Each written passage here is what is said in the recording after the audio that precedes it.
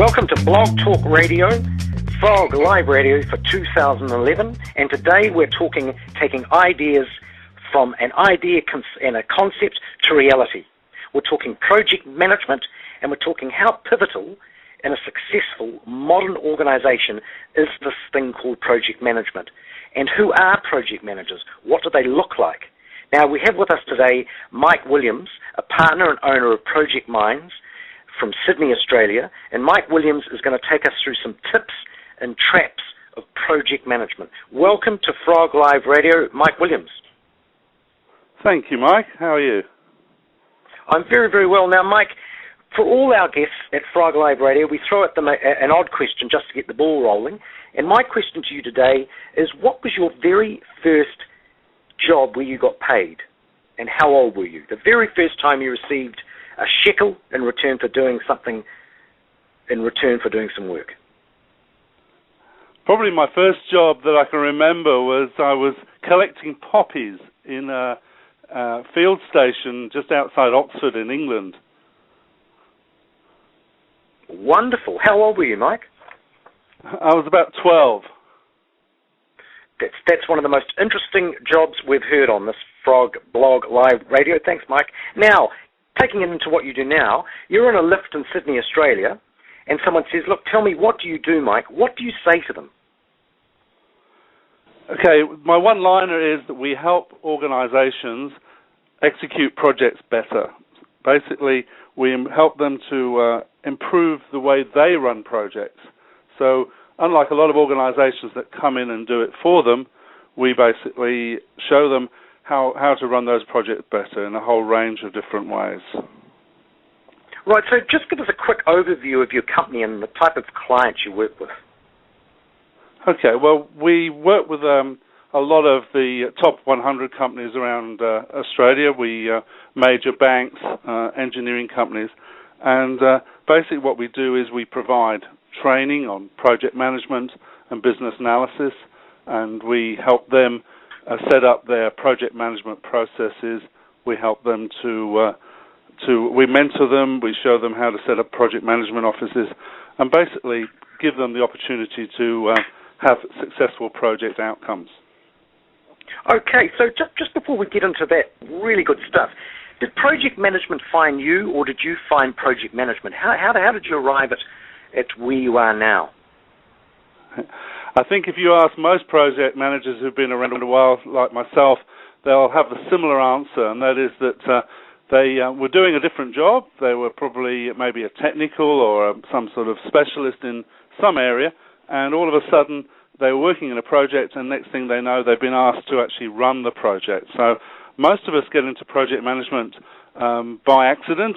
It's not usually a career path that we've chosen, and all of a sudden we're away running a project, and probably with little training or experience of how to run the project. We probably know our own experience of how to do the job, but not actually how to run the project. Right, so if you were, because project management is interesting, it's a term that's bandied around a lot. Do you have a definition for what really your industry does? When I say what is project management? Okay, basically project management is a set of procedures, techniques, skills that we use in order to deliver our successful outcomes. And a successful outcome on the project is to meet the needs of the project, however that is defined, to fulfill the scope of the project, to complete the project within the time and the budget constraints that have been set up, and to deliver the project that fulfills the needs of the stakeholders, the people who are investing, the company's time and money in achieving the outcome. So it differs quite a bit from just a normal daily job. Let's say I've got a job with a bank. Aren't I doing a project management there on my little job, or how does it differ? Okay. We make the definition of a project is that it's a temporary endeavor designed to achieve a product, an outcome, or a service. And as a result, what we're doing in a project is we're the project is temporary, so it has a defined start and end, and it usually has a unique characteristic to it. It's usually putting in something that we haven't done before within the organisation. A lot of people's jobs, what we call operational work, the day-to-day type work, it's repeated, it's something that we do every day, like running a help desk or providing sort of customer service. It's ongoing, whereas a project has a defined start and end. So it's kicked off, it's run for a period of time, and then once it's achieved its objective, the project finishes. So what sort of project, can you sort of bring it into reality for us? Because it sounds like it's a huge topic we're talking about. What's an example of an interesting project you've done recently that would really sum up what it's about? Okay, well, there are a number of projects that we get involved in, rather different projects to the normal projects that people do. One project we did recently was for an organisation was to set up their procedures in order for them to deliver better projects. So we actually came in and set up a whole set of processes for their project managers to follow. So these aren't so much the common projects that most people get involved in. A project in typical organisations could be anything from a relocation of the office or a restructure of the office. It could be where a company has bought another company and is going through an acquisition or a merger. It could be just a construction project. It could be introduction of new technology or systems within the organisation. And it's really where the whole purpose of that is to provide change in that organisation and actually improve the way they're running their business. So do you think, because it sounds like you're really dealing at some points with changing a culture of an organisation and how they really operate, do you think people appreciate just how important project management is as a vehicle for true change in an organisation? I think the awareness is increasing. It's been increasing for some time now, and I think people are really now realising you've touched on a very important aspect of projects, that often people get too caught up in actually delivering a solution, a product or a service. But a lot of projects these days are actually about changing the way people do their jobs. So a lot of those projects involve what we call organizational change management, where in many cases you're actually changing the culture of the organization. So you have resistance to change by the current staff. You've got to deal with that whole aspect of that resistance and taking those people on that journey to actually to not just put the new system in place, but to get that system to be embraced and used by the staff within the organisation and make sure that they use it beneficially for the organisation. Right. Look, we've had this horrible earthquake here in New Zealand, Mike, in Christchurch, yes, and I heard, and it's a very sad day for our country. But I heard a quote about what they're doing down there is like a battle plan. You do your battle plans and you go into battle, which this is really what they're doing, and then all hell breaks loose. Nothing happens as the way you want it to happen. With project management, when you go into your battle plan of changing the culture, whatever it is, what are the tenets? What are the key pillars of successful project management plan, for want of a better term? Look, with regard to the execution of a project, and that's what we're talking about here, the key drivers there, the key factors, is that planning. As you probably well appreciate, what's happening in Christchurch right now is that there are some very skilled and experienced people and very enthusiastic and keen to try and save lives here in this situation. But you'll see really it is very important that is an organised execution, that people don't just start pulling away and causing more damage. And so what they do is they organise that it's planned, it's structured, and the work is done in a correct sequence. And as you can imagine, with pulling people out of rubble, etc., you have to go through a correct process. And I think project management is very similar, that in terms of thinking about executing a project, it's the planning that is the key, that getting the planning right so that people think about the order in which things are done and the priority of doing things. Often projects are done, as you can see with this situation in Christchurch, there's a limited time there, and people have to be use their time as effectively as possible, and the planning is the key to that. So give us because I know we spoke the other day generally about this whole topic. Can you give us the stages of a project, a managed project, from you yourself as a professional? Okay, there are four primary stages, a high level, what we call phases of a project, and the first one is initiation, which is the kicking off a project, and what's involved there is making the right decision about whether we go ahead. A lot of organizations these days put together what we call a business case, and a business case determines, is this the right project? Is the project going to deliver the benefits that we expect it to? So once the business case has been defined and the project is kicked off, the project will then go through a whole planning phase, which is about organizing who does what when, but it's a lot more than just a schedule. It's actually defining how the project will be managed, how the project team will be structured, and things like how we're going to manage risk during the project. And then the third phase will be the execution phase of the project, where the plan is put into action. And the final phase, which is a very important phase, is the closure phase, which involves making sure that the project has delivered what it's supposed to deliver, making sure that there's a proper handover of the products and services to the business, and releasing the people who've been working on the project after you've taken what lessons learnt you have from that project, what we call a post-implementation review, to actually help improve the way we run projects in the future.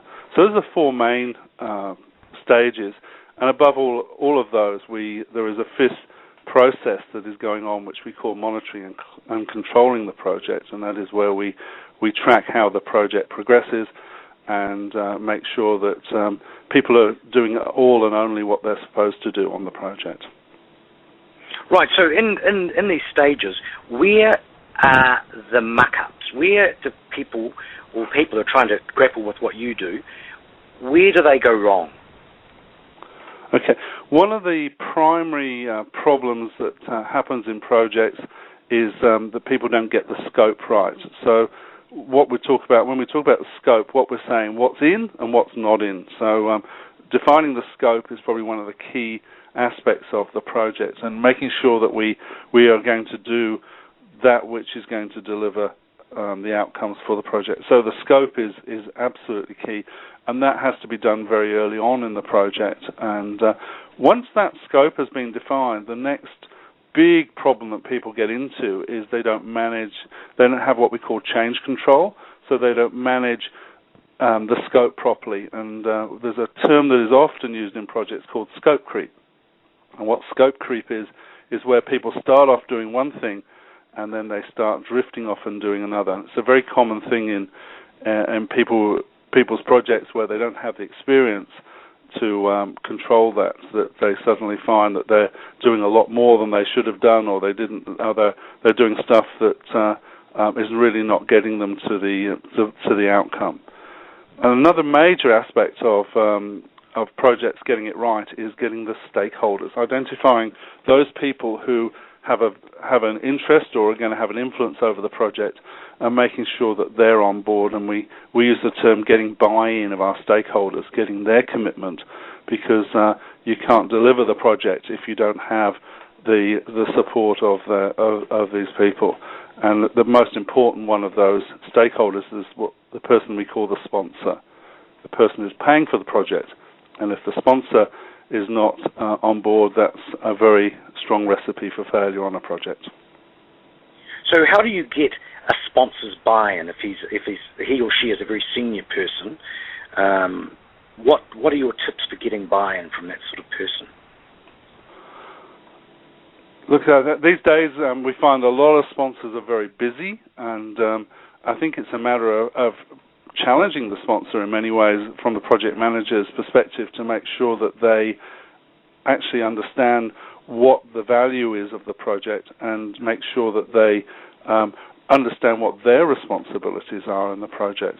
A lot of organizations set up what we call a steering group or a project board which controls the project, and getting them to sit on that board and be the chairperson of that group to drive the project means that they get buy-in. The key technique in getting buy-in on projects is to get them involved, get them doing something on the project. So they would be involved in advising about the business benefits of the project, helping identify some of the risks that the project is going to go through, defining exactly what the outcomes are, and clarifying that, and also confirming and providing approvals at various stages of the project to make sure that the project is going to deliver what they want. They are paying for the project, so they need to be engaged to ensure that they get what they want from the project.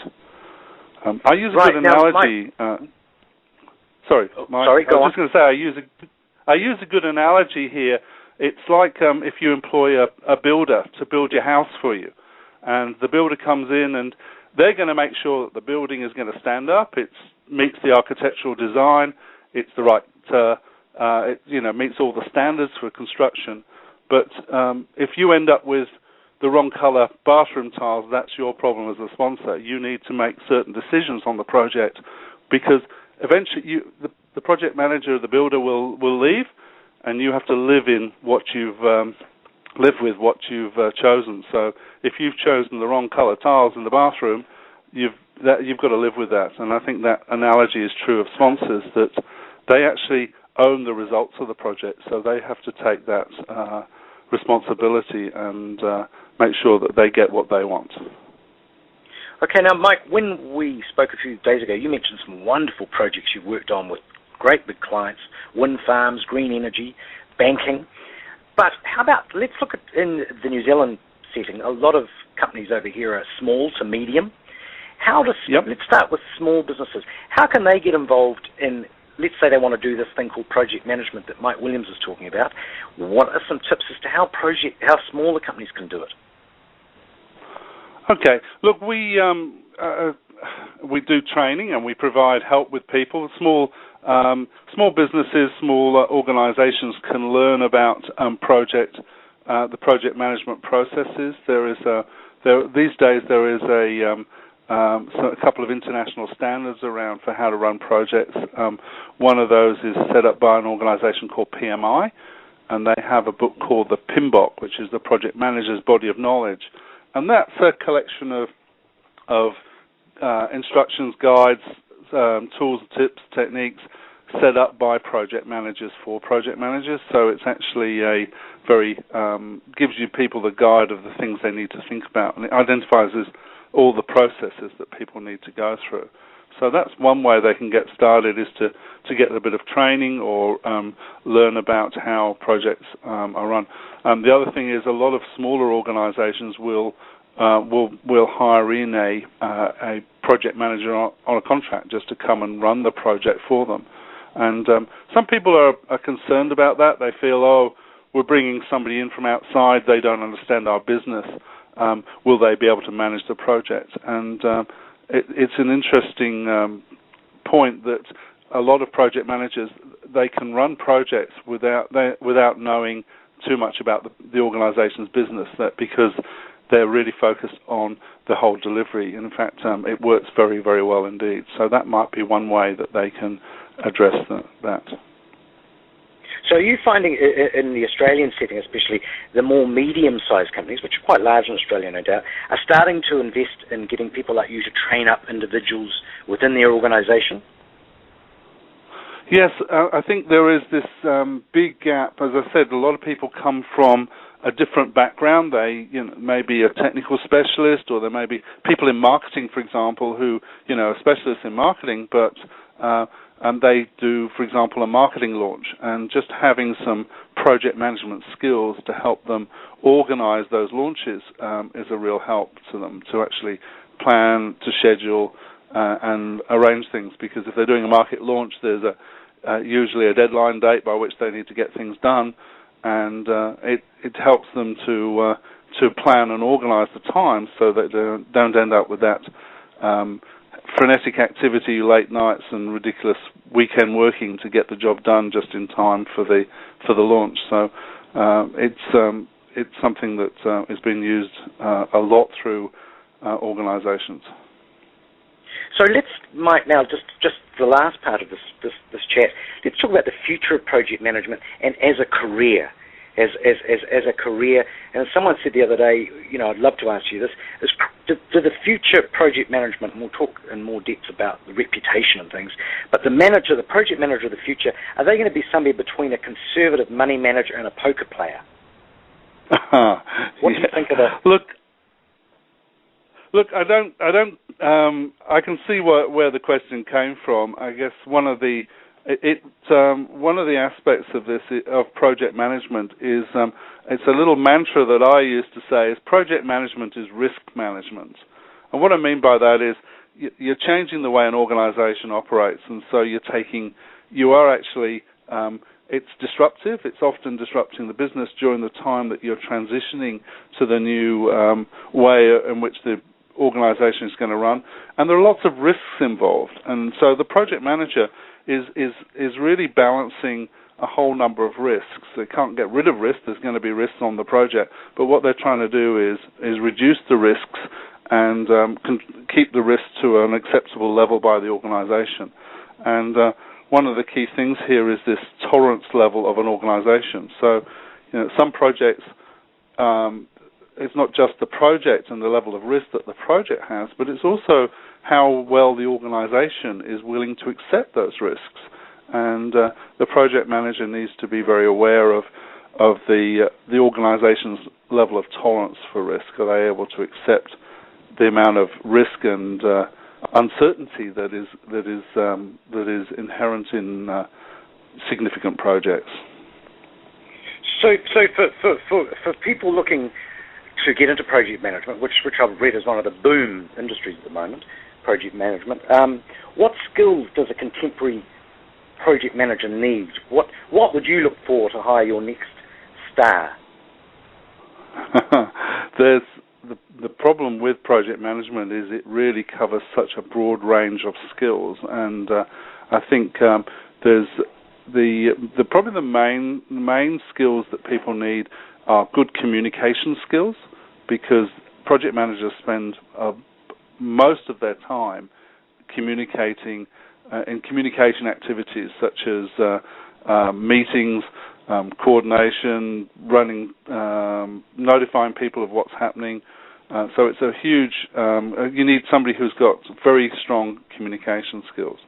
The other key element, I think, of project management is being able to plan ahead.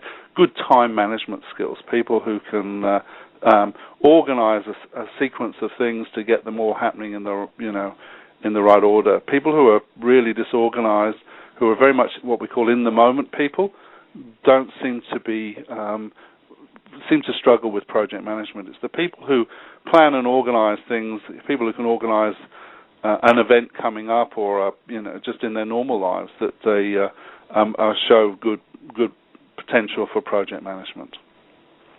And Mike, what if for people in Australia and New Zealand, where do they go to?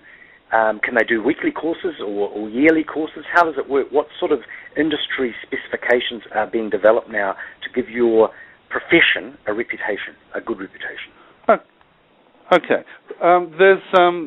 There are lots of organisations providing basic project management training, and that can be anything from, we do a basic fundamentals training, which is a couple of days, gives people the basics. In fact, I'm doing one on Monday for a few people, and it gives them the basics of project management. But what's happening these days is people are moving towards a more professional certification and qualifications of project managers. And there is a what we call a Pmp certification, which is Project Management Professional Certification, that has been set up through this PMI organization. And what they do is they people need to have a bit of experience with project management, and then they can do an exam and get a qualification as a professional a project manager. And there are a few other organizations around who are providing some sort of certification and qualifications for project managers. And increasingly we're finding that for jobs, for project management roles, the businesses are asking more and more for not just some evidence of some experience in running projects, because that can be quite varied and quite undisciplined in some organizations, but they're also looking for evidence of formal qualifications, such as the Pmp Certification, and there's a practitioner qualification run through Prince 2, which is another methodology. So there's a few methodologies around the world which provide qualifications, and these qualifications are internationally recognized as well. Okay, look, Mike, this has been fascinating talking about this. So what I'd love to, just to wrap up, what books or things are you interested in keeping your saw sharp when it comes to your new thinking? And is there anything, your favorite gadget or a great book you've read lately that you'd love to tell us the name of? I think you've got me on the spot there, Mike. That's all right. No problem. I think, yeah. There's look, I think a lot of these days we get our information off the internet, and there's loads of sites these days that provide that. Probably the main source these days of good information on project management and what's happening is the organisation PMI, the Project Management Institute that I've mentioned. They have their own bookshop, of course, on their website, but they also have lots of articles written by project managers. They have their own newsletter, which I get on a regular monthly basis, and that's the PMI Network magazine, and that keeps you up to date with things that are happening, tells you about various changes that are going on, and so that's probably a main source of information. Okay. And how do people who are listening to this get a hold of you? Do you Project Minds, give us your website, and do you Twitter or Facebook, whatever? Okay. Probably the easiest way is to go onto our website, which is projectminds.com.au, and there's lots of information on our website. Our training courses. We also do regular articles, and we send out a newsletter roughly once a month, and we put articles in there, and so people can find out information about what's happening in the marketplace from our perspective as well. So. Okay. Hey, look, Mike Williams from Project Minds, thank you so much for your time and your tips with project management on behalf of Frog Live Radio. I really appreciate what you brought to the table today. That was Mike Williams from Project Minds, and some wonderful stuff in there. And I would love to remind you, on behalf of Frog Live Radio, next month we've got Bill Borman. Now, Bill Borman is a head honcho, one would say, of new thinking in social media and where it intersects with recruitment. A wonderfully creative man, so watch out for Frog Live Radio. Thank you, Mike Williams, and look forward to talking to all the Frog Live Radio listeners next month. Bye-bye.